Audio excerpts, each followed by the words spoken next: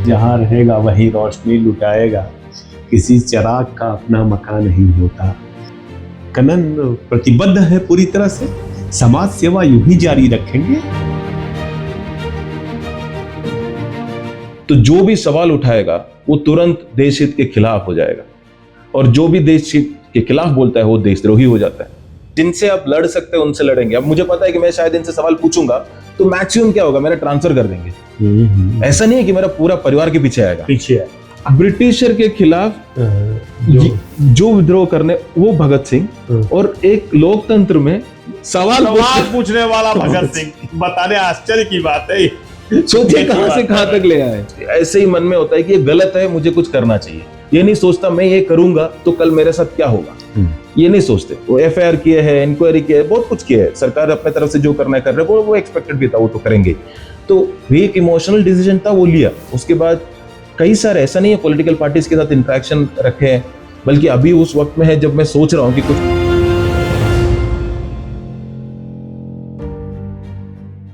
साथियों नमस्कार। यह वह दौर है जब हम सामाजिक, आर्थिक, राजनीतिक तौर पर बेबसी का शिकार हैं। न केवल इस वक्त देश की राजनीति बल्कि नौकरशाही पर भी तमाम सवाल खड़े हो रहे हैं। भले राज्यों का गवर्नेंस हो, भले इलेक्शन कमीशन हो, हर तरफ यह बात हो रही है कि जो कुछ दिख रहा है आज, जो नफरत का माहौल दिख रहा है, जो नागरिक अधिकार स्थगित दिखाई दे रहे हैं, उसके लिए देश की नौकरशाही भी जिम्मेदार है। यह वो व्यक्ति है जिसने तमाम विपरीत परिस्थितियों के बावजूद अपनी जिद नहीं छोड़ी कि इस हालात को बदलना है, इस मौसम को बदलना है। जो न केवल नॉर्थ ईस्ट बल्कि समूचे देश में नागरिक अधिकारों को लेकर के लगातार संघर्षरत रहे। कश्मीर में धारा 370 लागू हुई, तत्काल इस्तीफा दे दिया कर्नल गोपीनाथन ने।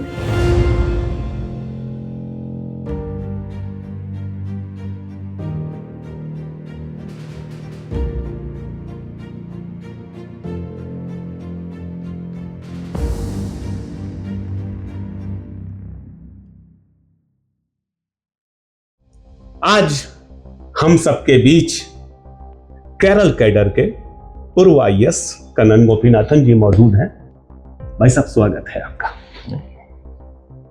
जो इस्तीफा दिया था आपने धारा 370 के मुद्दे पर, मुझे जानकारी है कि अभी तक आपका इस्तीफा स्वीकार नहीं हुआ है। हाँ जी।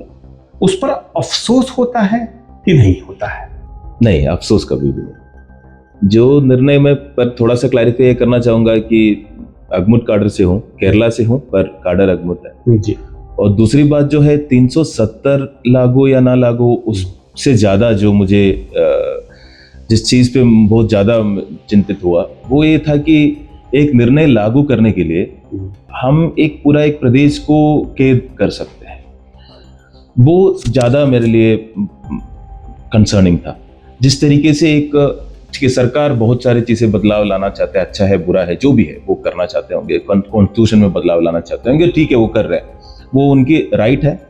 पर उतना ही राइट है जनता को उसके अगेंस्ट रिएक्ट करना, चाहे उसको खुशी से स्वीकार करना या उसके अगेंस्ट प्रोटेस्ट करना है, उसको बोलना है कि हमें ये स्वीकार नहीं है।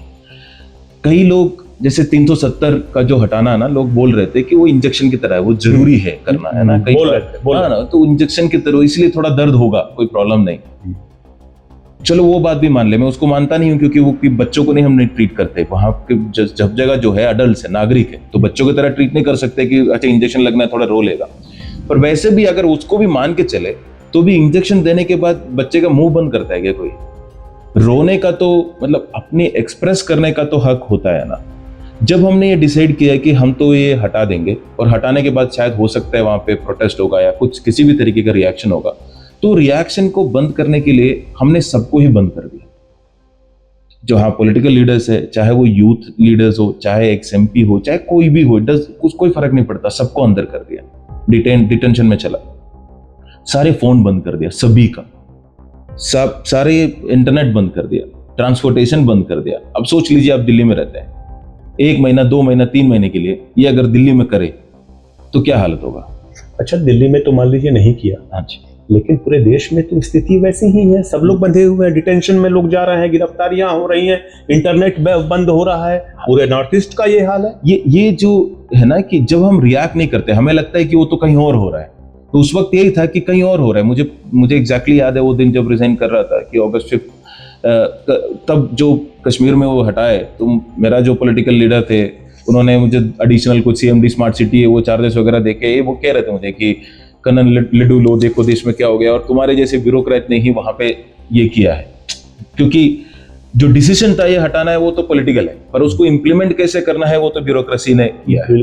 तो एक पूरा इमरजेंसी जैसे सिचुएशन DMs की एग्जीक्यूटिव ऑर्डर से करे, वो हमारी कॉन्स्टिट्यूशन अलाउ नहीं करता है ना। सरकार कोई निर्णय लेने के लिए पूरी जनता के राइट्स का हनन हो, ये संविधान हमारा अलाउ नहीं करता। ना कोई ब्यूरोक्रेट को वो पावर है, ना वो इस्तेमाल करना चाहिए। तो मुझे उस दिन याद है कि जब मैंने ऐसे अपने दोस्तों से भी बात कर रहा था, ठीक है सरकार का तो हर सरकार का रहता है कि जितना पावर जुटाना है ना उतना जुटा लो, अगर उनकी मन करे तो सबके सब अंदर ही रखे, सारी जनता को अंदर रखे, खुश रहेंगे, क्योंकि कोई रोने वाला कंप्लेन करने वाला तो होंगे नहीं।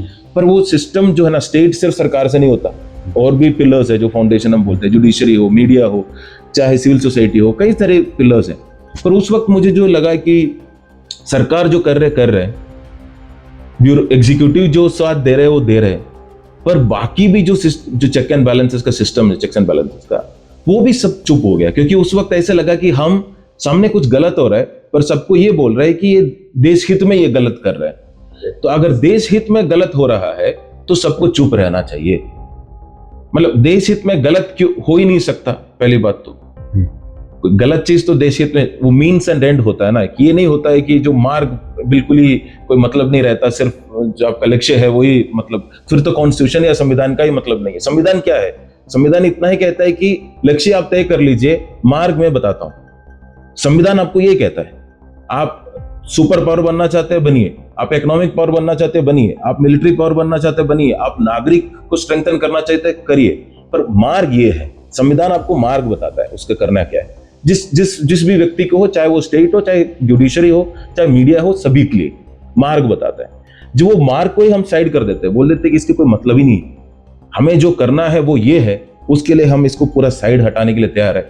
और क्योंकि हम देश हित में ये बोल दिए, शब्द यूज कर लिया, नेशनल इंटरेस्ट में है, तो जो भी सवाल उठाएगा वो तुरंत देश हित के खिलाफ हो जाएगा, और जो भी देश हित के खिलाफ बोलता है वो देशद्रोही हो जाता है। तो सामने गलत दिखते हुए भी लोगों को चुप कराना एक बहुत आसान तरीका हो गया है कि ये बोलना है कि देश हित में है, इसलिए जो भी इसके खिलाफ सवाल उठाएगा वो तो देशद्रोही बताएगा। मैं तमाम लोगों ने इस बात का अंदाजा लगाया था, गवर्नमेंट ने खुद अंदाजा लगाया था कि आप किसी पॉलिटिकल पार्टी में शरणागत हो जाएंगे। निश्चित तौर पर मैं ये मानता हूं कि हर व्यक्ति की अपनी राजनीतिक विचारधारा होती है। हाँ जी, हर व्यक्ति की होती है, लेकिन आपने किसी पॉलिटिकल पार्टी को अडॉप्ट नहीं किया, किसी राजनीतिक विचारधारा के भीतर क्यों? इसके पीछे है क्या? नहीं, राजनीतिक है, और ऐसा भी नहीं है कि मैं कोई पॉलिटिकल पार्टी के खिलाफ हूं या फिर पॉलिटिकल पार्टी ज्वाइन नहीं करूंगा, ऐसा कोई सोच नहीं था। कई लोग ये समझना चाह रहे थे उस वक्त कि ये निर्णय के पीछे इसका लक्ष्य क्या है। क्योंकि हमारा नॉर्मल है कि अगर सामने वाले ने कुछ एक्शन किया तो हम अपने जैसे उसको मानते हैं सबसे पहले। तो अगर वो ये कर रहा है तो उसके पीछे कुछ तो कारण होगा। मैं उसके जगह होता तो मैं इसलिए ये करता। अगर कुछ IAS की पावर छोड़ रहा है तो कुछ और बड़ा पावर लेना चाह रहा होगा, कुछ बड़ा गेम तो कुछ और बड़ा ही होगा ना, इतना छोटा तो वो नहीं कर सकते। तो ये थॉट जब लोगों को वो समझ नहीं आता, मुझे खुद भी नहीं समझ आया था उस वक्त कि जब निकला मैं सबसे गुस्सा था। मुझे याद है कि मैं कांग्रेस पार्टी पे भी मतलब किसी ने फोन किया था मिलने के लिए, तो मैंने बोल दिया था कि अगर आप उस वक्त कर रहे होते काम तो मैं अपनी नौकरी में करता। बहुत मेहनत से लगता है ये नौकरी, बहुत पढ़ाई करके, बहुत मुश्किल से। हम वैसे परिवार से नहीं आते जहां से है ना कि IAS की नौकरी आप छोड़ सकते हैं। आप लोगों को बता दूं दर्शकों कि कन्नन के पिताजी एक क्लर्क थे। हाँ जी, UDC। तो वहां से जहां से आए, ये छोड़ना जो है ना, मेरा मतलब किसी को मतलब हजम नहीं होता ये बात, तो इतना आसान भी नहीं है। पर ये क्लियर था कि उस वक्त कोई बोल नहीं रहा, और मुझे कई सारे सीनियर्स है जो फोन करके उस वक्त समझाया था, कन्नन बेवकूफी कर रहे हो, आधा घंटा कोई तुम्हारे बात पे सुनेंगे, उसके बाद तुम्हें भी भूल जाएंगे, मुद्दा भी भूल जाएगा। ठीक है, मैं बोला सर कोई बात नहीं, आधा घंटा ही इस पे बहस हो, और मेरे कारण अगर आधा घंटा ही हो जाए कि सही या गलत है क्या, वो काफी है। उस वक्त इतना क्लैरिटी था, उसके अलावा मुझे कोई क्लैरिटी नहीं था, क्योंकि मैं कोई स्टूडेंट पॉलिटिक्स से या फिर ऐसे कुछ उससे नहीं आ रहा है कि इंजीनियरिंग पढ़ के PLSI सेमीकंडक्टर में इंजीनियरिंग करके वहां से मतलब उसमें नौकरी करते हुए बच्चों को पढ़ाता था जुग्गी में, नोएडा में। और उस तौर पे लगा कि बल्कि वाइफ को लगा कि UPSC क्लियर करना चाहिए, क्योंकि सिस्टम के अंदर जाएंगे तो कुछ वो रहेगा। तो फिर हम दोनों प्रिपरेशन शुरू किए और मेरा हो गया, तो मतलब मैं आ गया, बस इतना ही था। ऐसे कुछ मतलब ये नहीं था कि UPSC इसलिए क्लियर करना है कि UPSC क्लियर करना है, बहुत सेवा करनी है इसलिए। बहुत वो एक अलग चीज होना है कि IAS आप क्यों एग्जाम दे रहे हैं, IAS होने के लिए। हाँ। IAS होना तो कोई वो नहीं है, IAS होना किस लिए, ये इंपॉर्टेंट है ना। तो एंड है वही, वापस एंड और मीन्स वाले में ही आते हैं हम, कि आपका लक्ष्य क्या है। एक्चुअली IAS मार्ग है, लक्ष्य नहीं हो सकता, क्योंकि वो तो एक पद है, वो पद में बैठ जाने के तब तक लक्ष्य हो ही नहीं सकता। वो वहां बैठ के आप करना क्या चाहते हो, क्या चीज है जो आप करना चाहते हो, है ना। तो वो सिस्टम में जाके वो सुधार कर सकता है, ये थॉट था उसके अंदर आए। तो मैं ये नहीं कह रहा हूं, बल्कि अभी तो 6 साल हो गया। इस वक्त मेरा भी कहीं, उस वक्त जब निकला था तो बहुत लोग बोल रहे थे कि इमोशनल डिसीजन था, है ना। मैं मानता हूं इमोशनल था, क्योंकि हर एक प्रिंसिपल के ऊपर कोई भी डिसीजन लेता है ना, वो इमोशनली रहता है, वो वैचारिक, मतलब वो ऐसे ही मन में होता है कि ये गलत है, मुझे कुछ करना चाहिए। ये नहीं सोचता मैं ये करूंगा तो कल मेरे साथ क्या होगा, ये नहीं सोचते। वो FIR किए है, इंक्वायरी किया है, बहुत कुछ किया है, सरकार अपने तरफ से जो करना है कर रहे हैं, वो एक्सपेक्टेड भी था, वो तो करेंगे। तो एक इमोशनल डिसीजन था, वो लिया। उसके बाद कई सारे, ऐसा नहीं है पॉलिटिकल पार्टीज के साथ इंटरेक्शन रखे, बल्कि अभी उस वक्त में है जब मैं सोच रहा हूँ कि कुछ पॉलिटिकली कुछ करना चाहिए, क्योंकि काफी लंबे तौर तक 5 साल के एक लंबा अंतराल हो गया, एक इंडिविजुअल लड़ाई की तरह कर रहा हूँ। चल रही है किसी पॉलिटिकल पार्टी से? नहीं, ओपन है डिस्कशन, मतलब ऐसा कोई नहीं, मतलब ओपन डिस्कशन चल रहा है कि नहीं। ज्वाइनिंग का कई बार मतलब डिस्कशन हो चुका है, पर तब भी मेरा अपने आप को मन नहीं बना पा रहा था कि करना है या नहीं करना है। इलेक्टोरल पॉलिटिक्स में जाने का इरादा है कि नहीं करना? इलेक्टोरल पॉलिटिक्स, देखिए मैं केरला तो जाके इलेक्शन लड़ने वाला तो मतलब मेरा ऐसा कुछ इरादा है नहीं। और उससे ज्यादा मेरा ये क्लैरिटी है कि जो राइट्स और जो स्पेशली एक तो कम्युनल और एक सिर्फ 2 तरीके के मैं मानता हूं तो देश में जो चल रहा है। एक जो है, एक मेजोरिटी और माइनॉरिटी के बीच में जो रिलेशनशिप है उसको रीनेगोशिएट, और उसके जो रिलेशनशिप की कॉन्ट्रैक्ट है वो कहीं ना कहीं टूट रहा है, और उसको रीनेगोशिएट करने के डिसीजन पर मेजोरिटी और रिनोवेट करने की भी जरूरत। हाँ जी, तो वो वहां पे एक वो है। और दूसरी जो है, जो दूसरी रिलेशनशिप है वो स्टेट और सिटीजन के बीच में। जो स्टेट और जो पावर है, कोई भी सरकार हो, और वो सिटीजन एक नागरिक, वो नागरिक से वापस ना हम वो प्रजा में जा रहे हैं। बहुत मुश्किल से प्रजा से नागरिक बने हम, वो बन भी नहीं पाए, बनने के कोशिश में लगे थे हम, लगे थे। कुछ लोग बन पाए, तो लोग बोलते पहले लुटियंस दिल्ली, ये वो जो कह रहे थे, वो इसलिए चिढ़ मचते थे क्योंकि वो सवाल पूछ सकता था सरकार से।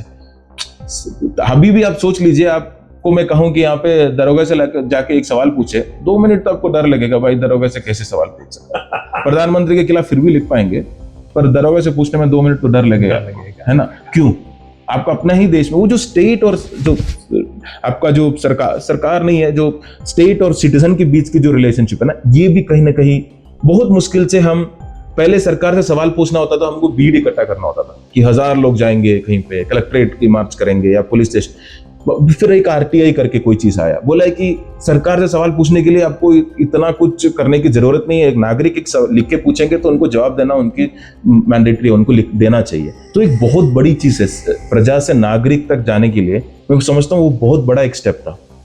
अभी वो स्टेप से ना कहीं हम वापस की जर्नी में है कि टॉयलेट देंगे, टीवी देंगे, कुछ दे देंगे, चुपचाप रहो, ज्यादा सवाल मत पूछो। टॉयलेट देंगे, पानी नहीं आ रहा है तो ये नहीं पूछ सकते पानी क्यों नहीं आ रहा है।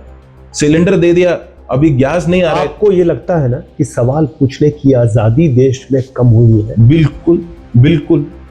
वो इस बात से है कि बहुत सारे लोग ये समझ रहे हैं कि एक पार्टी या फिर जो सत्ता में है अभी, उनके खिलाफ सवाल पूछने का मतलब है कि तुम देश के खिलाफ सवाल पूछ रहे हो, और उनकी फर्ज बनता है कि इन सबको चुप कराना। पहले क्या होता था, हम वोट करते थे, मान लीजिए कांग्रेस को वोट किए, कांग्रेस को वोट करके अगला दिन ही कांग्रेस को गाली देते थे कि एक तो एक कुछ नहीं करता, ये नहीं करते, वो नहीं करते। वोट करने का मतलब ये नहीं था कि अगला 5 साल हम एक पार्टी के स्लेव बन गए। अभी क्या है एक कंटिन्यूअस कमिटमेंट एक्सपेक्ट करता है कि आप ना सिर्फ वोट दो, हर दिन हमें डिफेंड करो, हमें छोटे बच्चे की तरह प्रोटेक्ट करो सरकार को, कि हमारे बच्चे के ऊपर तुमने सवाल कैसे पूछ लिया, तुमने गलत आंख से मोड़ कैसे देख लिया, देख कैसे लिया मेरे बच्चे को, तो ये तो मेरी जिम्मेदारी हो जाती है। मतलब मेरा कोई रोल नहीं है, मैं नागरिक के तौर पर मैं भी वही टूटा सड़क, मुझे वही नौकरी नहीं मिल रहा है, मुझे वही परेशानी, सब कुछ है, पर वो सबसे बढ़ के मैं अपना जिम्मेदारी ये समझता हूं कि मेरे को सरकार को बचाना है। सरकार को बचाना मेरे सबसे बड़ी, वो थोड़ा सा मुझे लगता है वो कम्युनल एंगल में वो खेलते हैं, वो एक रूटीन एंगल जो है ना, वो पहले बोलते हैं कि स्टेप 1 कि हिंदू खतरे में है, एक मन में डाल देते हैं, सिर्फ ये सरकार हिंदू को बचा सकते हैं, है ना, वो डालते हैं, इसलिए आप हमें वोट दें। फिर जब सरकार थोड़ा सा ये हो जाता है, वीक हो जाता है, या कुछ ढंग से काम नहीं करता, या सरकार पे सवाल उठने लग जाता है, तो बोलता है कि ये सरकार खतरे में है और सिर्फ हिंदू इस सरकार को बचा सकते हैं। ये लूप चल रहा है, हिंदू खतरे में है, सरकार बचा सकता है, सरकार खतरे में है, हिंदू बचा सकते हैं। ये तो बाकी कोई मुद्दे पे सवाल ही नहीं उठ रहे, सबको या फिर इधर सरकार खतरे में या हिंदू खतरे, इसी में चले जा रहे कंटिन्यूअसली। और जब ये लगता है कि हमारी आइडेंटिटी खतरे में है ना, तो हम बाकी सारी चीजें छोड़ देते हैं। मतलब अगर मैं आपसे पूछूं कि आपको धर्म बचाना है अपना, कि 50 रुपए पेट्रोल की टेंशन है, कोई भी व्यक्ति ये नहीं बोलेगा कि नहीं मुझे 50 रुपए का पेट्रोल का टेंशन, बोले मेरा जो अस्तित्व है उसको बचाना ज्यादा इंपॉर्टेंट है, क्या 50 रुपए का। पर ये सोचते नहीं है कि ये तो माफियागिरी हो गया ना।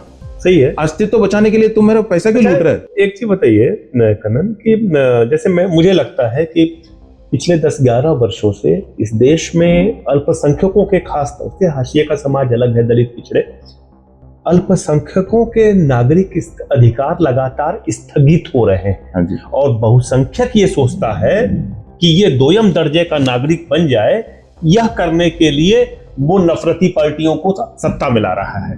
क्या आपको भी ऐसा लगता है? देखिए, ये एक पार्ट हो गया। क्यों ऐसे बहुसंख्यक को लगता है, जो मेजोरिटी जो है ना, उनको क्यों लगता है? हाँ। तो ऐसे नहीं था कि उनको हमेशा से ये लगता है, कुछ लोगों को पहले से लगते आ रहा है। ऐसा नहीं है कि संविधान बनाते वक्त भी ये सारे सवाल आए थे, वो तब से बनते आ रहे हैं, पर ये कंटिन्यूअसली फीड करते हैं ये बात। ये फीड इसलिए करते हैं, अब बहुत आसानी से मैं एक सवाल पूछूं कि आप कोई, मैं आपका धर्म नहीं जानता, मतलब ऐसे हाइपोथेटिकली बोल रहा हूं कि आप कोई मुसलमान, आपका दोस्त है क्या, आप कोई मुसलमान को जानते हैं क्या? अल्पसंख्यक छोड़ दीजिए, डायरेक्टली बात करते हैं ना, तो मुसलमान को जानते हैं क्या? तो आप मैक्सिमम लोग ये बोलेंगे हाँ जानते हैं, मेरा तो अच्छे दोस्त है, वो तो कितना अच्छा है, मतलब ये है। तो जो मुसलमान को आप जानते हैं वो अच्छे हैं, पर मुसलमान बुरे हैं, ये कैसे हो सकता है?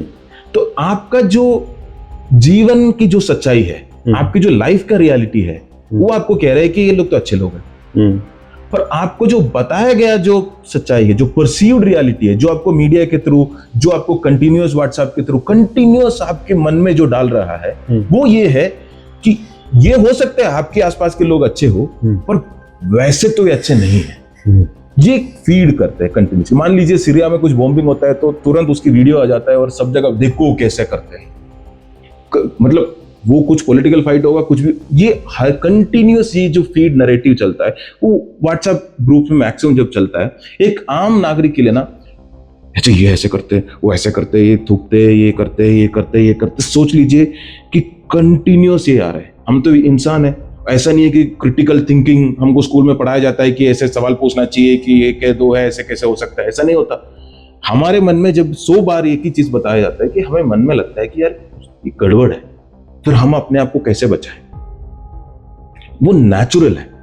तो ये फियर का जो गेम है ना, तो पहले फियर डालता है। ये नेचुरल नहीं है कि बहुसंख्यक को या फिर मेजोरिटी को, कि माइनॉरिटीज को हेट कर। कितना हजारों सालों से रह रहे हैं यहाँ पे, हजारों सालों से रह रहे हैं, तो मतलब एटलीस्ट 1000 साल से रह रहे हैं। तो वो कंसेप्ट जो है, ये कंटिन्यूस फीड करके जो डालते हैं ना, वो मैं समझता हूँ कि जो लिव्ड रियलिटी है और परसीव्ड रियलिटी, ये दोनों के बीच में बहुत बड़ा एक अंतर, वो अंतर पे फिर पूरा गेम होता है। जब आपको डर लगने लग जाता है, तो ये नफरत कहां से आता है? नफरत डर से आता है। बहुत से आप डरने लग जाते हो उनसे। 4 लोग लाइन में लग जाए, टोपी लगे या फिर वो लगे, तुरंत आपको लगता है कि अरे नहीं, क्या, क्यों मन में आया? ये स्थिति आपको क्या लग रहा है, ये स्थिति बदल रही है क्या? क्योंकि निश्चित तौर पे पूरे दक्षिण भारत में लगातार देख रहे हैं गैर भाजपा वहाँ पे काबिज है, तमाम केरल में, आपके तमिलनाडु में।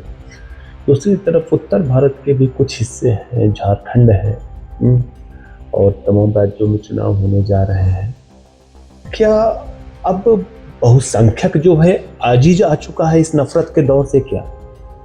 पता नहीं, मतलब क्योंकि चुनाव से इसको जोड़ना मैं कितना सही समझता हूं। मतलब देखिए, बहुत वक्त तक, बिल्कुल ठीक है, बहुत वक्त तक भाजपा सत्ता में नहीं थे। हाँ, अचानक से आए, हाँ, पर ये चल रहा था ना। जब तक नहीं आ रहे थे तब किसी को लग नहीं रहा था कि आ रहे कि नहीं आ रहे, है ना।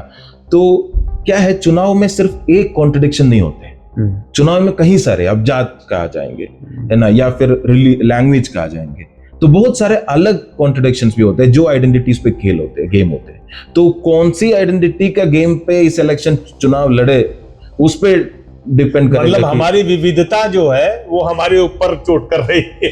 नहीं, वो बचा भी रहे कहीं ना कहीं। अच्छा। अगर ये कॉन्ट्रडिक्शंस नहीं होते, एक ही होता कॉन्ट्रडिक्शन, तो टूट चुके होते। बिल्कुल है, क्योंकि इतने सारे अलग अलग चीजों पे है, तो वो कहीं ना कहीं हमें बचा भी रहे, ताकि सिर्फ एक मुद्दे पे लड़ाई नहीं हो सकता। नहीं तो देखिए, सिविक इश्यूज पे तो पॉलिटिकल लड़ाई बहुत टाइम से ही नहीं है, बहुत कम वक्त हुआ। तो मान लीजिए यूपीए 2 या उस वक्त कुछ ये आया था कि राइट्स, जॉब्स, नरेगा, मतलब ये सारे जो फूड, राइट टू फूड, मतलब कि ऐसे अधिकार, नागरिक का अधिकार होना चाहिए कि नौकरी या किसी भी तरीके के एम्प्लॉयमेंट, गेनफुल एम्प्लॉयमेंट मिलना, या खाना मिलना, या एजुकेशन मिलना, है ना। ये नागरिक के अधिकार है, ये नहीं है कि सरकार आपको ऐसे बांट रहे।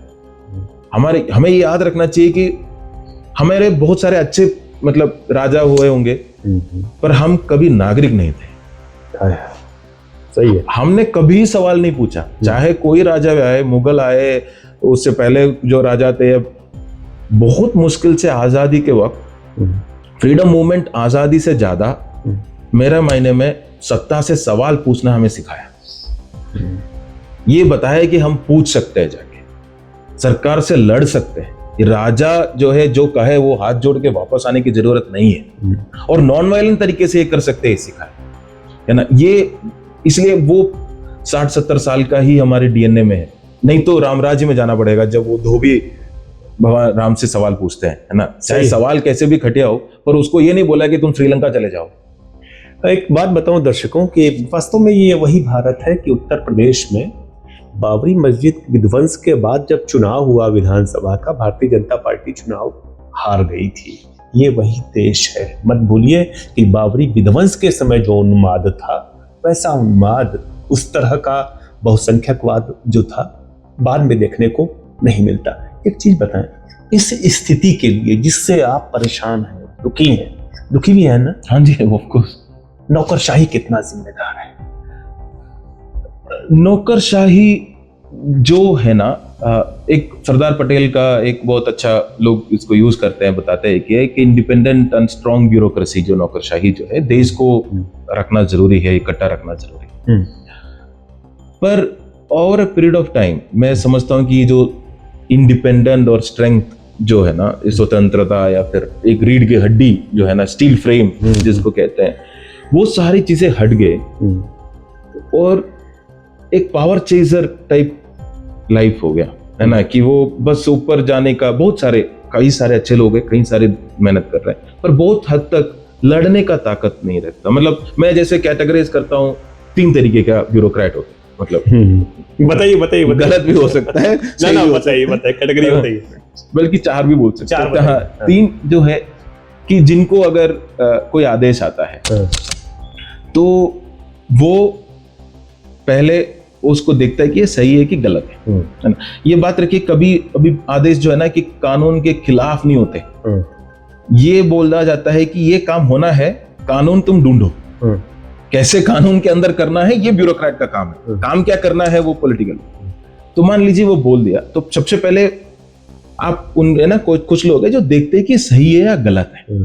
अगर गलत है तो पुशबैक करते हैं कि सर ये नहीं हो सकता, ये संविधान के तौर नहीं है, ये इस कानून के हिसाब से ही नहीं है, ये वैसे एथिकली सही नहीं है, ये नहीं करना चाहिए। ठीक है। और पुश बैक करते हैं, पर उनके ऊपर बहुत प्रेशर रहता है, रात को सो नहीं सकता, टेंशन है। राइट।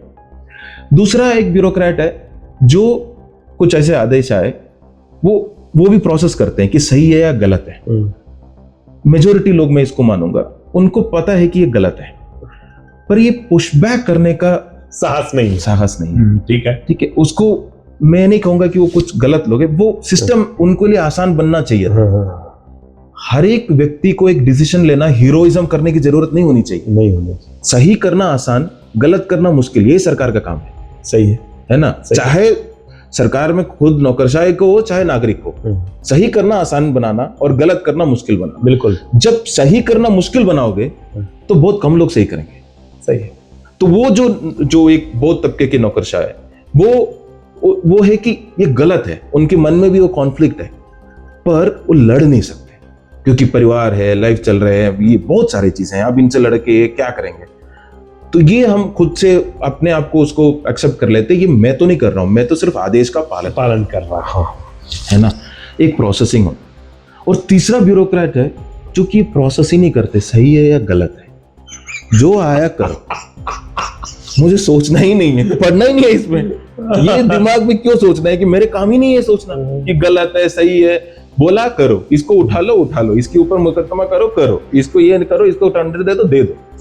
मतलब मेरा कोई रोल है ही नहीं इसमें। तो वो ना, वो पुलिस वाले के हाथ में जो लाठी है वैसे हो जाता है।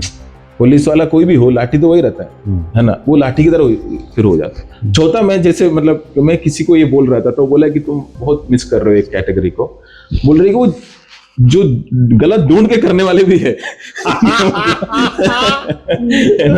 तो कोई मुझे ब्यूरोक्रेट बता रहा था कि तुम भूल रहे हो, गलत ढूंढ के करने वाला भी है।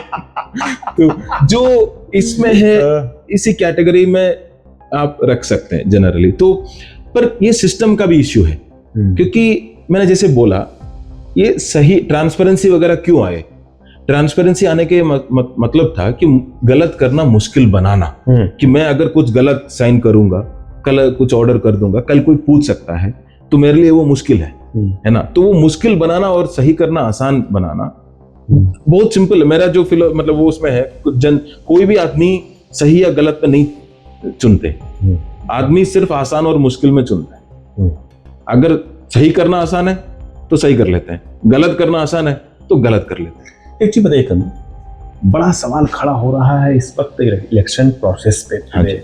वोटिंग की चोरी के भी आरोप लग रहे हैं, तमाम आरोप साबित भी हुए, मीडिया ने भी साबित किया है, पॉलिटिकल पार्टीज भी कर रही हैं, और सारा दारोमदार ब्यूरोक्रेट्स पे आ रहा है। इलेक्शन सीईसी है ज्ञानेश जी, उनके ऊपर आ रहा है, पूरे इलेक्शन कमीशन पे आ रहा है। और एक ऐसा नहीं है कि आजकल में आ रहा है, पिछले तमाम वर्षों से मैं देख रहा हूं कि नजर जो है इलेक्शन कमीशन पे।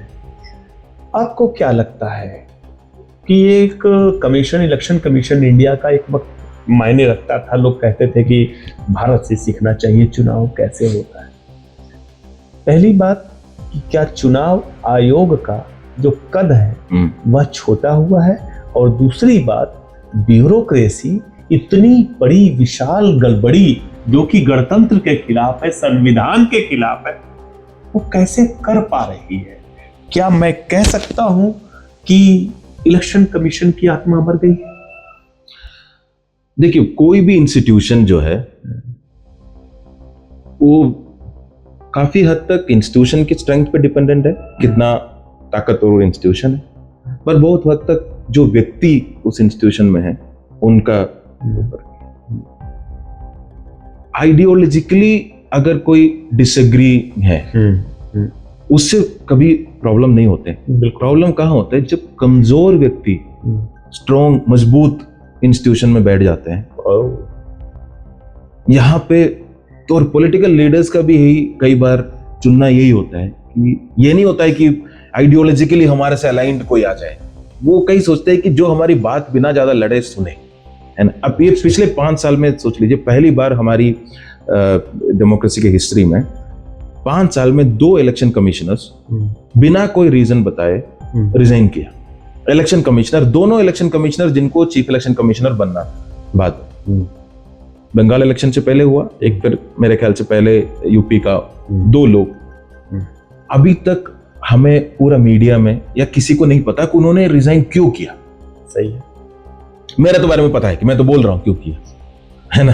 वो मैं बहुत छोटा सा एक मतलब उस पद से निकला। वो लोग बताते भी नहीं है, पर ये जानने का हक इस देश की जनता को है कि नहीं, जो सिटिंग इलेक्शन कमिश्नर्स, क्या मीडिया को इंटरेस्ट नहीं होता है जानने में कि दो सिटिंग इलेक्शन कमिश्नर्स बिल्कुल बिना कोई वजह दिए, दोनों जिनको चीफ इलेक्शन कमिश्नर बनना था आगे जाके, दोनों ने बिना कोई वजह रिजाइन कर लिया।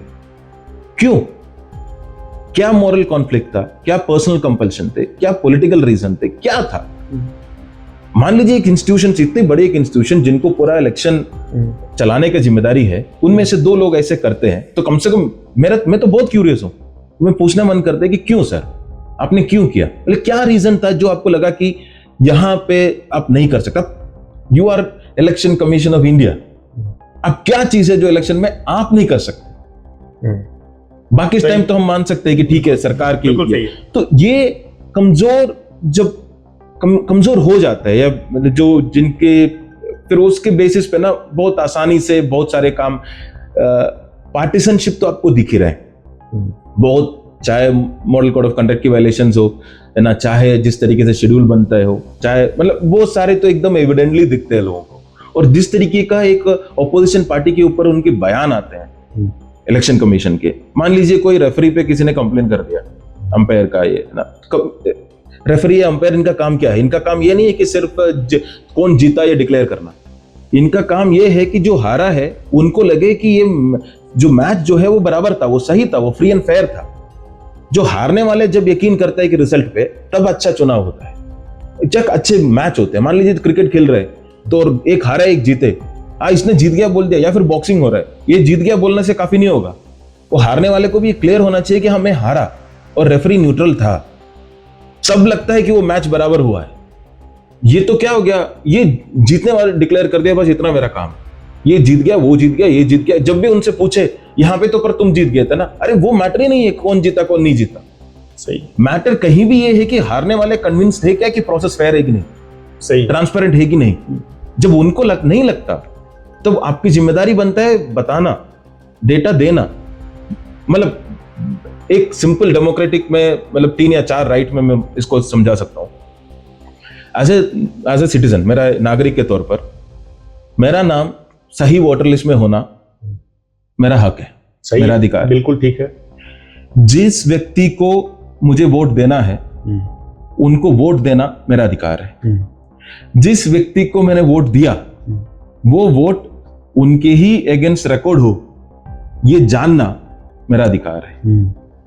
जिस व्यक्ति को मैंने दिया और जिसके वो रिकॉर्ड हुआ वही वोट काउंट हो रिजल्ट में, ये इंश्योर करना भी मेरा अधिकार है। ये 4 चीजें हैं, मेरा वोटर लिस्ट में होने तक, मेरा वोट काउंट होने तक, ये 4 चीजें जो व्यक्ति का अधिकार है। और हर जगह पे इसकी वायलेशन, हर जगह पे। मैं नहीं जान सकता, आप मतलब जैसे वो नहीं होता, अभी पूजा वगैरह में जाते हैं, गणपति का वो दर्शन कराते हैं, कैसे कराते हैं, ऐसे ऐसे ऐसे करके 7 सेकंड की स्लिप दिखाते। क्यों 7 सेकंड? क्यों 2 सेकंड? क्यों नहीं 15 सेकंड? क्यों नहीं? सही है, मेरा वोट है, चाहे मैं 5 मिनट देखना चाहता हूं, सही है, ये मेरे हाथ में दो, क्यों नहीं दे सकता मुझे? वो दर्शन कराने टाइप, मतलब वो देख लो, तुमने देखा तो देखा, नहीं देखा तो नहीं देखा, हम नहीं बोल सकते कुछ भी, किसको वोट किया तुम चले जाओ यहाँ से। ये एक तरीका क्या, नागरिक को हम किस तरीके से ट्रीट कर रहे हैं? कितना गंभीर है ये वोट चोरी का जो मुद्दा है, इलेक्शन प्रोसेस में जो गड़बड़ी का मुद्दा है, कितना गंभीर है, कितना डेमोक्रेसी को नुकसान पहुंचा रहा है। देखिए, मैं स्पेशली आलंद वाला जो मैटर, उसको थोड़ा जब जानने का कोशिश किया कि वोटर एडिशन और उस पे जो मैनिपुलेशन है थोड़ा हिस्टोरिकल है, मैं मानता हूँ, और जो माइग्रेंट है उनको जगह पे, पर उसको बहुत ज्यादा सिस्टमिकली करने लग गए अभी, इस लेवल तक कि पूरा रिजल्ट ही उससे वो हो जाए। पर डिलीशन का मतलब 6000 टाइप एक अटेम्प्ट, डिलीशन का अटेम्प्ट होना, और अभी तक हमें ये ना पता होना कि वो कौन किया, किसने किया, किसने उसको फंड किया, कहां और किए हैं, कितना बड़ा नेटवर्क है, ये कुछ नहीं पता है। ये 2-2.5 साल हो गया, अभी 2.5 साल से ऊपर हो गया, 2.5 साल से ऊपर हो गया, और इलेक्शन कमीशन को ना इसकी चिंता है, ना इसकी जानने का इच्छा है। बोल रहे हैं कि हमने एक एफआईआर कर दिया, अभी वो करते रहेंगे। वो बोल रहे हैं हमने चिट्ठी लिखा है, चिट्ठी के जवाब नहीं दिया। मतलब हमारा अधिकार नहीं है क्या? मुझे पता ही नहीं था जब वो मतलब सोचिए एक ऑपोजिशन लीडर को आके ये प्रेस कॉन्फ्रेंस देना पड़ रहा है कि ये बात हुआ, इसका अभी तक जवाब नहीं आया। ये इनका काम ही नहीं है वो। इसके लिए इलेक्शन कमीशन कोई फ्री में थोड़ा ना बैठे है, टैक्स पेयर के पैसे, पब्लिक फंडेड इंस्टीट्यूशन है। सही है। उनको पैसा मिलता है, घर मिलता है, गाड़ी मिलता है, पूरी पैराफर्नेलिया मिलता है ये काम करने के लिए। और ऐसा भी नहीं है कि उनको 100 और काम है, एक ही काम है इलेक्शन कराना। सही है। और कोई काम नहीं है, वो तो ढंग से करे। और अगर उसमें नहीं कर सकते, अगर कुछ ऐसा अटैक आया, उनको लग रहा है कि सर, उनको लगा, खुद ही लगा ना कि गलत है, तभी तो एफआईआर किया।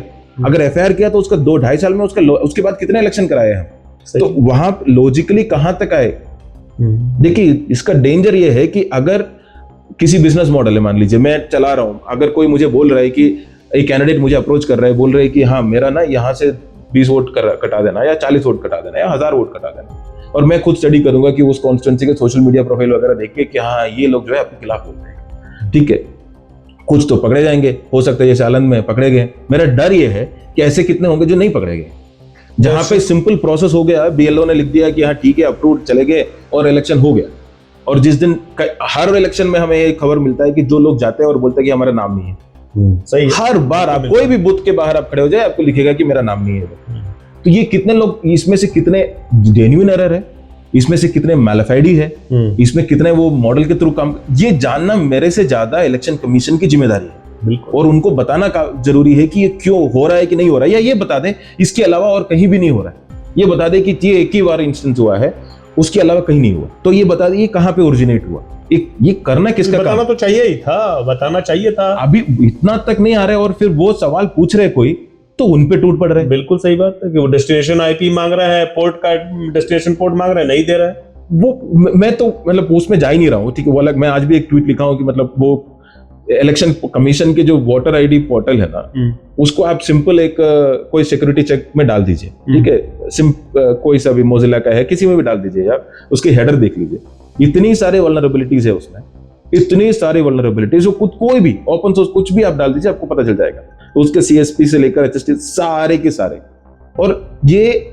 इतना क्रिटिकल एक एप्लीकेशन, वोट मतलब फॉर्म 6 फॉर्म 7 ये सारे अप्लाई करने के लिए एक प्रोसेस है, उसको इतना मतलब इतना हल्के में, या फिर हल्के में लिया है या फिर जानबूझ के है, इसमें से क्या है वो कमीशन बता सकता है। अगर हल्के में है तो योग्य नहीं है वहां बैठने का, सही है, और जानबूझ के है तो क्रिमिनल ऑफेंस होना चाहिए। बिल्कुल सही। इन दोनों में से एक तो बताना पड़ेगा ना जवाब। बिल्कुल। या बोले कि हम कॉम्पिटेंट नहीं है, हमको आता ही नहीं, बता दे, कह दे कि हम योग्य नहीं है, हम नहीं कर पाएंगे भाई, हम नहीं कर पा रहे, हमें आता ही नहीं है कि एक छोटा सा पोर्टल कैसे बनाना है ढंग से, बिल्कुल कोई नहीं आता, तो बता दे। फिर दर्शकों को एक जानकारी दे दूं कि जो बिहार में एसआईआर हो रहा है, वहां पर एक सूची ऐसी भी है जो कि न तो डिलीट वाले लिस्ट में मौजूद है, न तो जो मसौदा सूची तैयार हुई है उसमें है, मतलब उनका नाम कहीं नहीं है, डिलीट वाले में भी नहीं है, उसमें भी नहीं है। वो कहां जाएंगे, वो किसको वोट देंगे, वो आश्चर्यजनक है।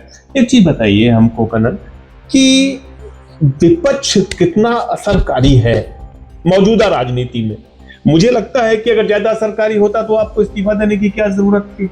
नहीं, उस वक्त मैं बिल्कुल मानता हूं, मेरा भी एग्जैक्टली वही थॉट था कि मतलब, पर ये भी बात कहीं ना कहीं कि मतलब विपक्ष को मजबूत अगर किसी एक व्यक्ति के ऊपर है कि सारी विपक्ष की जिम्मेदारी जो है ना, वो मुझे अब धीरे धीरे मुझे उल्टा लगने लग जाता है। पर मैं सच बता रहा हूं आपको, काफी टाइम से कि एक जिम्मेदारी आप किसी और को तोड़ दे कि आपका काम है ये सब करना, हमारी नहीं है, हम तो अपने अपने नौकरी करते रहेंगे। और वो नॉर्मल एक पॉलिटिकल प्रोसेस में वो सही है, पर जब इस तरीके का ऑनस्लॉट है तो मुझे लगता है कि उसमें निकल के सबको साथ देना चाहिए। बिल्कुल, ये साथ देना, ये लड़ना, ये इंडिविजुअल बाद में जब वो सत्ता में आएंगे तो उनसे सवाल पूछेंगे। सही है, बिल्कुल बिल्कुल बिल्कुल पूछेंगे। क्या सवाल तो सत्ता में है उनसे पूछेंगे, विपक्ष में है उनसे पूछ के क्या फायदा। ये बहुत टिपिकल वो है। मैं भी इसी में था, इसी थॉट प्रोसेस में था। मैं जब मुझे फोन भी आए थे तब भी मैंने बोला था कि आप लोग अगर ढंग से काम करते तो मेरा मेहनत की नौकरी बच जाती। ठीक है, आप सवाल ही नहीं पूछते, इसलिए मतलब करना पड़ रहा। मतलब मेरे दुख था इस बात। बिल्कुल, पर मुझे समझ में आया कि ये ना एक टिपिकली चल रहा है। ये सरकार तो खराब है ही, बहुत खराब है, पर विपक्ष सवाल नहीं पूछ सकते। क्यों? क्योंकि विपक्ष तो तुम्हारी लेजिटिमेसी नहीं है ना। अब नेहरू के टाइम में अक्षय चिन्ह मान लो हमने वो गवा दिया, तो इसलिए अभी गलवान में 1000 स्क्वायर किलोमीटर गया तो विपक्ष सवाल नहीं पूछ सकते। क्यों? विपक्ष पूछेंगे तो बोलेंगे कि 62 में तो ये हुआ था। तो ये इस मसले का मुद्दा, इश्यू क्या है? अगले साल मान लीजिए कांग्रेस आता है, कोई विपक्ष की सरकार आते हैं, फिर भाजपा नहीं पूछ पाएंगे। क्यों? बोलेंगे कि तुमने तो 1000 किया था पिछले साल, हम तो 2000 देंगे। ऐसे तो मतलब 5 साल में पूरा इंडिया ही दे देंगे और कोई सवाल भी नहीं पूछ पाएगा कि भाई क्यों दे रहे हैं ये जो है ना कि विपक्ष ने कुछ पुराने गलतियां किए होंगे, उसके कारण आज उनका सवाल पूछने का ही हक नहीं है। बहुत सारे मीडिया का ही ये स्टैंड है, तुम नहीं पूछ सकते, तुम तो पूछो ही मत, मतलब बिल्कुल चुप रहो, है ना, क्योंकि तुम्हारे ये उस वक्त किए थे। अरे भाई, उनकी जो गलती थी, उनको जो लगा उसको चेंज किया, जो भी जनता को लगा इसलिए चेंज किया। अभी विपक्ष में है, अभी उनका काम क्या है? सरकार से सवाल पूछना, सरकार को जिम्मेदार मतलब वो करना, अकाउंटेबिलिटी करना। वो उस काम को आप भी नहीं करने दे रहे, तो फिर फेयर प्लेइंग नहीं है ना। फिर वो सही उनका काम करते हुए आप फिर वही पूछेंगे कि जब आप सत्ता में थे ये थे, वही चीज बाटो बटोरी नहीं चलते रहेगा, तो फिर इनसे सवाल कौन पूछेगा? असहमति का मतलब आज देश में राष्ट्रद्रोह है। आपने सीए एनआरसी के खिलाफ इतना प्रदर्शन किया, आपका कई जगह गिरफ्तारी भी हुई। हाँ जी, हाँ जी। आपको लगता है कि ये स्थिति बदल पाएगी? सत्ता परिवर्तन हो जाए तो भी क्या असहमतियों के खिलाफ जो सत्ता का दृष्टिकोण है वो बदलेगा? नहीं, देखिए, देशद्रोह तो फिर सेकेंडरी उसका बात है। असहमता दुश्मनी में बदल रहा है, ये ज्यादा मुझे, क्योंकि उसमें कोई बात बहुत सिंपल सी बात है कि मान लीजिए हम दिल्ली में हैं, दिवाली में पटाखा फोड़ना चाहिए कि नहीं फोड़ना चाहिए? ठीक है। अब जो फोड़ने वाले हैं वो, उनको लगता है कि जो नहीं फोड़ने वाले हैं वो हम उनके दुश्मन हैं। जो नहीं फोड़ने वाले हैं उनको लगता है जो फोड़ने वाले हैं वो उनके दुश्मन है। एकदम सही कह रहे है ना। हो सकता है कुछ लोग आपस को मतलब वो करने के लिए कर रहे हो, पर बहुत तबके के लोग जो है ना अपना कोई अपना हेल्थ परस्यू कर रहे हैं, कोई अपना परिवार का या अपने बच्चे का खुशी परस्यू कर रहे हैं, क्योंकि वो बचपन से पटाखे फोड़ते आ रहे हैं। अचानक उनको बोलो कि पटाखा मत फोड़ो, उनको लग रहा है कि भाई ऐसे क्या कैसे कर सकते। या होली में पानी करना, कोई भी एक मुद्दे पे किसी का राय होना और आपसे वो अलग है, इसका मतलब ये नहीं है कि आपके खिलाफ है। वो जहां से आए हैं, मान लीजिए मैं ये देख के पला पड़ा हूं कि मेरी माँ बहुत मुश्किल से पानी लेके आते 2-2.5 किलोमीटर दूर से। अब वो परिवार से मैं आता हूं और मुझे लगता है कि इतने सारे पानी अभी वेस्ट हो रहे हैं, मान लीजिए होली के टाइम, तो मेरा मन में हो सकता है कि अच्छा पानी नहीं वेस्ट होना चाहिए। और मान लीजिए जो लोग ऐसे खेल के आए, जो बचपन से पानी के पास रहे हैं, वो खेलते आए, उनके लिए खुशी का मतलब, उनके लिए मतलब ये एक दिन है जिसमें खूब मनाते हैं, उनको आप अचानक बोल दे कि आप पानी नहीं यूज कर सकते, तो उनके लिए वो है कि भाई हम तो बचपन से, हमारे लिए होली का मतलब ही यही है, उसको आप कैसे तोड़ सकते हो? ये दुश्मन नहीं है आपस में। सही है। ये जहां से उनकी वैल्यूज आ रहे हैं वो अलग है, और दोनों की अपनी जगह भी है, कहीं ना कहीं मीट होना जरूरी है। बिल्कुल बिल्कुल। क्या पानी इस तरीके से यूज कर सकते हैं या कम कर सकते हैं, है ना, या फिर कुछ उसको रिसाइकल कर, क्या तरीका हो सकता है? बहुत सारी जगह पे ये मीट हो सकता है चीज। उसकी जगह पे इसको लड़वाना जो है ना, ये बोलना है कि ये तो इनके काम है तुम्हारे सब कुछ बंद करना है ना, इनके काम है तुम्हारा फेफड़े जलाना, ठीक है, ये अगर जब लड़वाते हैं इस तरीके से तो जनता के बीच में ही दुश्मनी हो जाती है। सही है, सही है। तो फिर कहां से फिर देशद्रोह तो एक अलग कंसेप्ट है। जो बगल में बैठे मैं और मेरा और आपके बीच में असहमति हो, एक मतलब एक पेट डॉग की बात लीजिए, दिल्ली में बहुत लोग सीरियसली कंसर्न थे कि डॉग के कारण इश्यूज होते हैं, बहुत लोग बहुत कंसर्न थे कि डॉग्स को इस तरीके से वो करना ठीक नहीं है ना। दो राय है। देखिए, मैं मतलब पूरा कुत्ता पकड़ के डाल दो उससे सहमत नहीं हूं। क्यों? बहुत सिंपल सा मैं एग्जांपल लेता हूं। अगर मान लीजिए कल कोई इंसान कर लेते, सारे इंसानों को बंद करने बोलेगा क्या? नहीं, बिल्कुल। ये जो जस्टिस है ना, वो कंसेप्ट सिमिलर है सबके लिए। तो एक कलेक्टिव पनिशमेंट जो टर्म है ना, वो ठीक नहीं। हाँ, कलेक्टिव पनिशमेंट वाला टर्म मुझे लगता है, पर वो मेरा राय है। मुझे खुद पता है कि मैं बहुत डरता था। मतलब नोएडा में मैं रहता था, तो अगर पार्क में एक कुत्ता होता था, मैं पूरा पार्क घूम के जाता था क्योंकि बहुत 1.5-2 किलोमीटर में ज्यादा चला। तो अभी भी यही करता हूं क्योंकि वो ऐसे खड़े हो जाते हैं, फिर डर लग जाता है जाने में। और मान लीजिए छोटे बच्चे के, मान लीजिए तो हम तो फिर भी चले जाते हैं, मान नहीं जाते, लेकिन लोग सोसाइटीज में पाल रहे हैं, लिफ्ट में लेकर चलते हैं, डर लगा रहता है। बिल्कुल। तो उनके लिए तो वो बच्चे जैसा है, बच्चे जैसा है। उनके लिए वो मतलब वो डॉग नहीं मानते, तो उनको इतना प्यार है उस बच्चे पे, जैसे खाना खिलाएंगे, नहलाएंगे, सब कुछ करेंगे, वो कहीं नेगेटिव उससे नहीं आते। वो एक जैसे गाय रखते थे, है ना, वैसे है घर पे परिवार में एक रख उस लेवल तक रखते हैं। तो मैं यही कह रहा हूं, ये सारी जो डिफरेंसेस है ना, ये कोई नेगेटिव थॉट से नहीं आ रहे, सबके अपने अपने पॉजिटिव थॉट से ही आ रहा है। इसको नेगेटिव करके एक दूसरे के दुश्मन बना के फिर इसको थोड़ा सा प्ले करो सरकार पे, तो वो सत्ता और देशद्रोह आ जाता है। तो इस पे बात होना जरूरी है।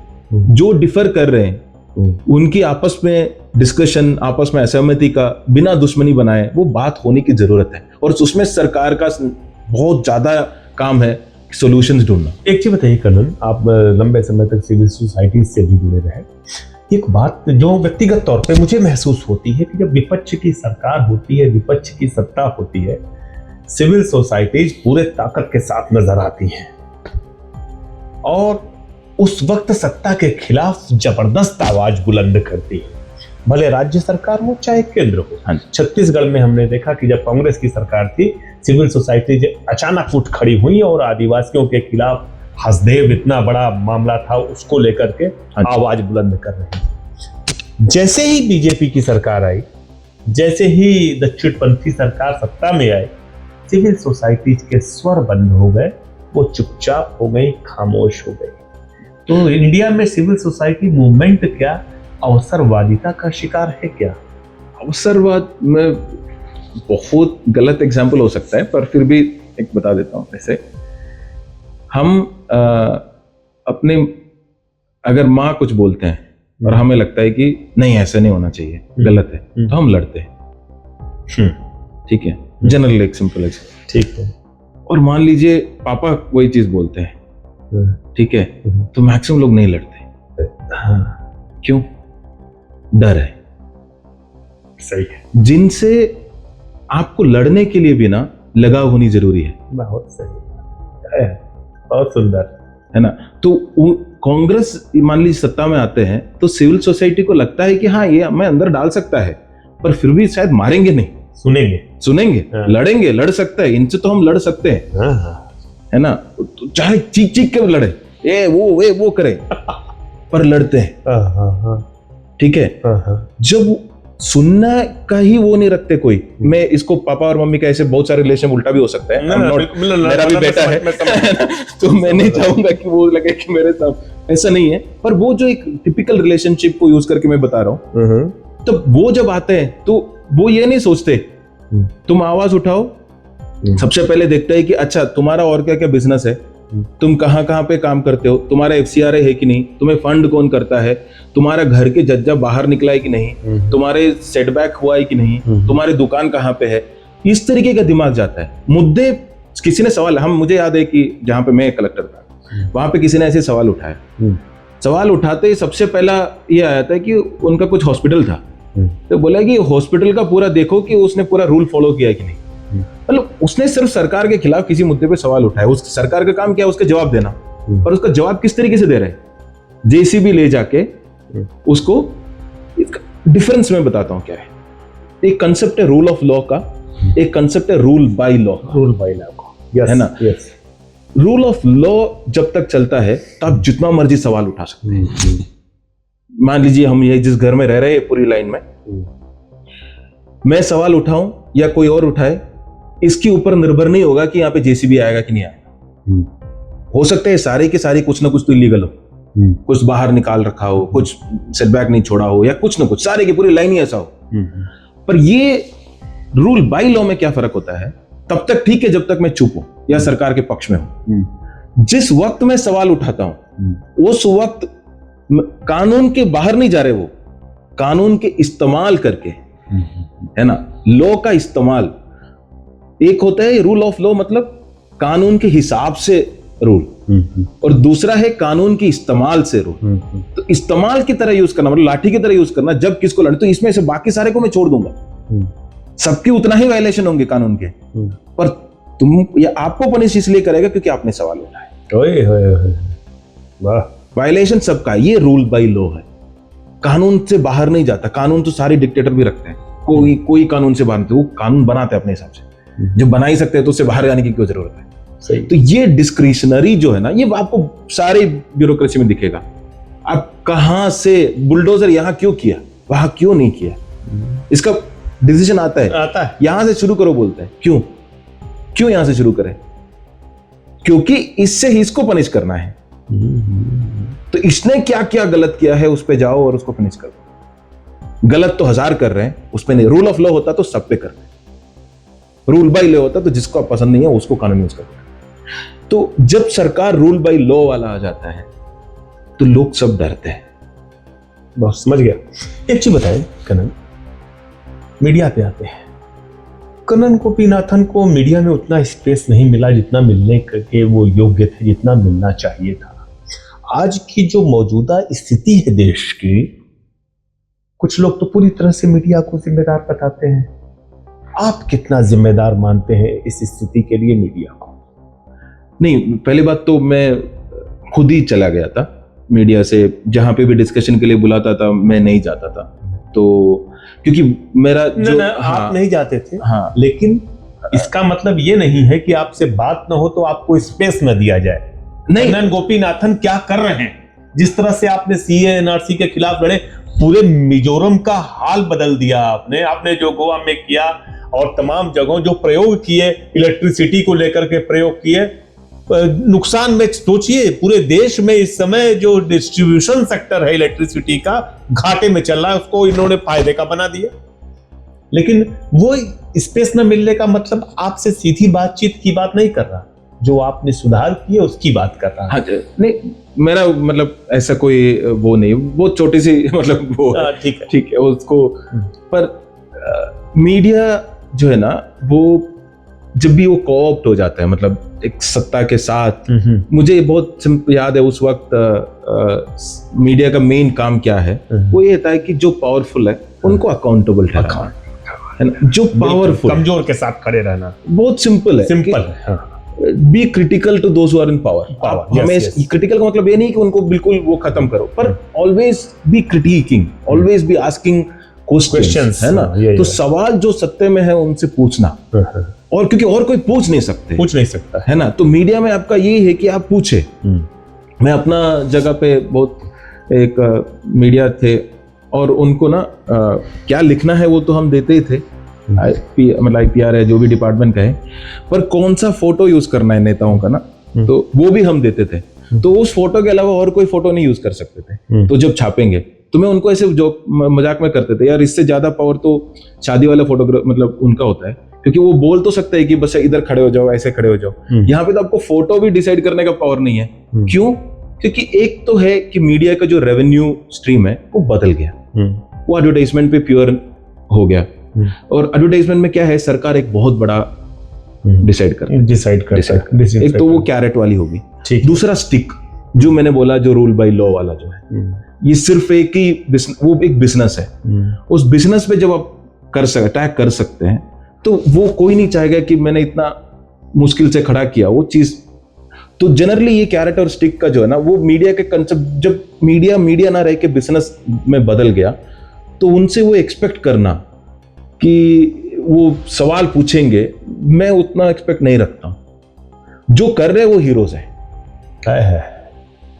सही है, ठीक है। बाकी बिजनेस है, जो बिजनेस है वो बिजनेस चल रहा है। जैसे टीवी न्यूज वैसे देखिए जैसे कि आप क्रिकेट मैच देखिए, सही है, देख लीजिए, अच्छा बोल लीजिए। ये मत सोचिए कि उसको आपसे आप बहुत जानकारी लेंगे और उसको आपको बहुत ज्यादा इंफॉर्मेशन मिलेगा। मैं वैसे नहीं मानता, क्योंकि वो बिजनेस है। उनको उस टाइम की TRP, उस वक्त की कितना पैसा आया, क्योंकि अगली फिर कितना तनख्वाह देना है, कितने बड़ा करना है, मतलब ये सारे उनकी प्रोसेस है। तो बिजनेस वाले जनरली चुप रहते हैं। हम ये सवाल नहीं पूछते ना कि कोई बिजनेस ओनर सवाल क्यों नहीं पूछते, क्योंकि हमें पता है कि बिजनेस वाले सवाल पूछेंगे तो अगले दिन धंधा बंद हो जाएगा। सही है। तो वैसे ही है, जब मीडिया को बिजनेस हम मान लिया तो फिर उनसे एक्सपेक्ट की करते हैं।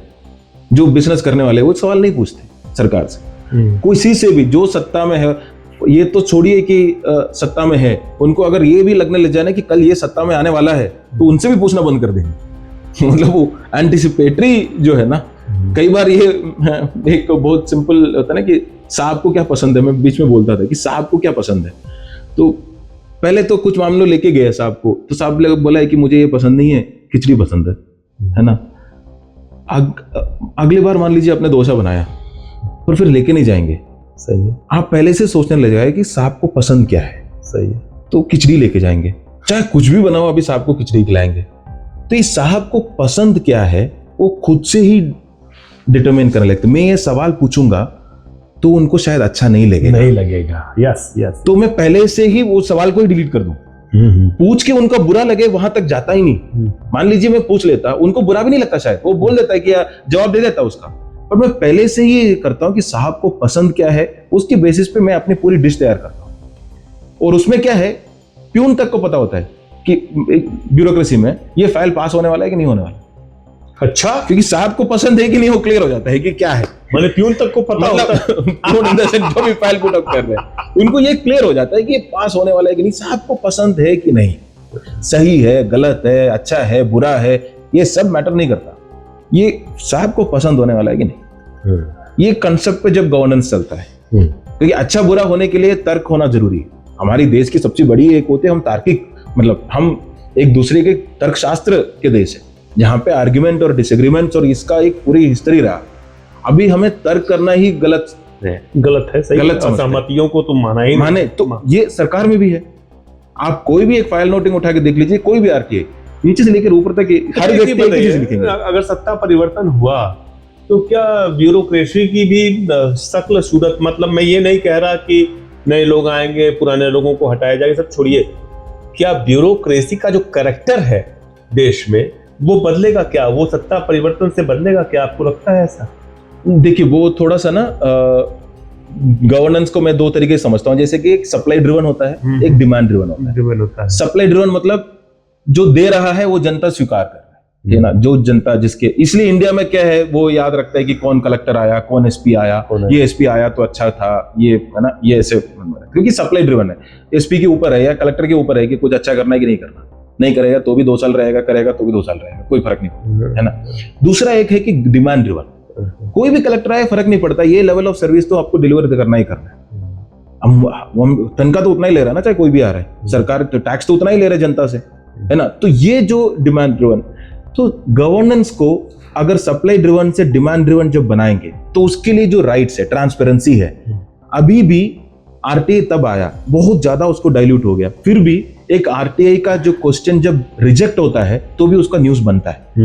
अगर मान लीजिए आरटीआई नहीं होता तो ये तो पता ही नहीं चलता। अभी रिजेक्ट, पीएम केयर की बात कर लीजिए, हर बार आरटीआई रिजेक्ट होता है, रिजेक्ट तो करते हैं वो, नहीं रीजन भी नहीं देते, पर वो न्यूज तो बनता है कि रिजेक्ट किया। सही है ना। तो ये डिमांड ड्रिवन कैसे करे। अब मान लीजिए विपक्ष सत्ता में आता है, सबसे पहली मुसीबत ये होता है कि अगर गवर्नेंस को स्ट्रॉन्ग करना है तो सत्ता को पावर सत्ता से जनता को देना पड़ेगा। सही है। वो मतलब मैं मानता हूं कि उस वक्त कुछ जो राइट टू एक्ट आए थे वो वैसा वाला था। अगर वैसे करेंगे, ट्रांसपेरेंसी, राइट्स, नागरिक का जो राइट्स, तो ब्यूरोक्रेसी अपने आप चेंज होगा, क्योंकि वो उनके ऊपर डिपेंडेंट नहीं होगा कि चेंज होना है कि नहीं होना, वो जनता की डिमांड के ऊपर होगा, है ना। तो और दूसरी बात वही, मतलब कि रूल ऑफ लॉ और रूल बाय लॉ जो है ना, जिनसे आप लड़ सकते हैं उनसे लड़ेंगे। अब मुझे पता है कि मैं शायद इनसे सवाल पूछूंगा तो मैक्सिमम क्या होगा, मेरा ट्रांसफर कर देंगे। ऐसा नहीं है कि मेरा पूरा परिवार के पीछे आएगा, पीछे है। सही है। ये इसमें फर्क है। अब मुझे लगता है कि मैं कुछ गलत लिख दिया, अपने आपने गलत किया है, अगर मुझे डर है कि सिर्फ मुझे तो छोड़ेंगे नहीं छोड़ेंगे पर पूरा परिवार को भी नहीं छोड़ेंगे, तो मैं तो नहीं लिखूंगा ना। सही है, बिल्कुल। इतना सारा मेहनत करके परेशान होने के लिए थोड़ी ना है। तो सबको हीरो बनाने का, लोग कह रहे थे कि सरकार से सवाल पूछता है ना, तो अभी ट्विटर पे लिखता है कि कोई सवाल पूछे तो भगत सिंह जैसे ब्रिटिशर के खिलाफ जो विद्रोह करने, वो भगत सिंह, और एक लोकतंत्र में सवाल पूछने वाला भगत सिंह। बताने आश्चर्य की बात है। सोचिए कहां से कहां तक ले आए हम। अगर जो कि बहुत आम बात होनी चाहिए, मतलब मेरे को कोई रीजन नहीं होना चाहिए, मुझे सुबह उठा मन किया सरकार से सवाल पूछने का, 4 सवाल पूछेंगे भाई, क्यों नहीं पूछेंगे। उसमें भगत सिंह होने की जरूरत क्या है। मैं अपने देश में अपने सरकार से सवाल पूछ रहा हूं एज ए फ्री सिटीजन, नागरिक, उसमें मुझे मतलब भगत सिंह होने की जरूरत है क्या। तो कहां थे वो, मतलब और कहां हम ले आए। दर्शकों, आपको बता दें कि कन्नन का इस्तीफा अब तक गवर्नमेंट ने स्वीकार नहीं किया है। जब कोविड का दौर था 2020 का, तो इन्हें कहा गया कि आइए आप ड्यूटी ज्वाइन करिए। इन्होंने ज्वाइन नहीं किया, तमाम तरह से परेशान किया जाता है इनको। तो कन्नन, आखिरी सवाल है कि आपके भविष्य की क्या योजनाएं हैं, क्या करेंगे, बता दीजिए हम लोगों, दर्शकों को बता दीजिए हमारे।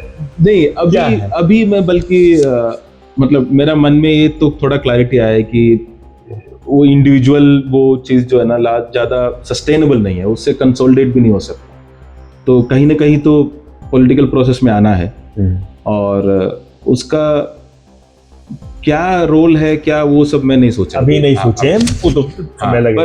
पर समवेयर कहीं ना कहीं तो पॉलिटिकल प्रोसेस में आना है, ये तो थॉट है, पर वो भी इतना क्लियर नहीं है, अभी उतना ज़्यादा क्लैरिटी नहीं है उस पर। पर हाँ, पहले मैं बिल्कुल ही उसको शट करके रखता था कि ये नहीं है। पर हाँ, पॉपुलर मूवमेंट का एक जगह है, पर पॉपुलर मूवमेंट को कहीं ना कहीं कंसोलिडेट होने का भी एक ज़रूरत है, और उस पे काम करना जरूरी है, जैसा लगता है। बिल्कुल। वसीम बरेलवी का शेर है, जहाँ रहेगा वहीं रोशनी लुटाएगा, किसी चिराग का अपना मकान नहीं होता। और कन्नन प्रतिबद्ध है पूरी तरह से, समाज सेवा यूं ही जारी रखेंगे, राजनीति की मुख्य धारा में जरूर आने वाले समय में दिखाई देंगे। कन्नन, आपको बहुत ढेर सारी शुभकामनाएं। नेदरलैंड से बात करने के लिए आपका धन्यवाद।